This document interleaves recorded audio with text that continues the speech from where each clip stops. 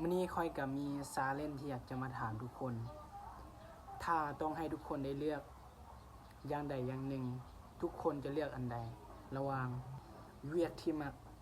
และก็เวียกที่สามารถเลี้ยงชีวิตของเฮาได้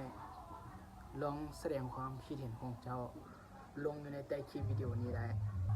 แน่นอนเนาะเวียกที่เฮามักก็คือเวียกที่เฮาเฮ็ดแล้วเฮามี passion เฮามีความหลงใหลมีความมักความฮักเฮ็ดแล้วเฮาสบายใจเฮ็ดแล้วมีความสุข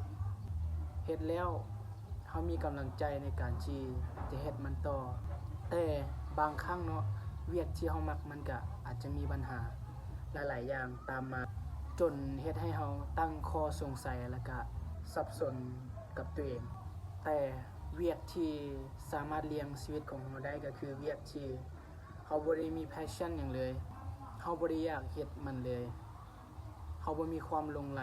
บ่ได้มีความทะเยอทะยานที่จะเฮ็ดมันเลยหรือหายแฮงไปกว่านั้นก็คือ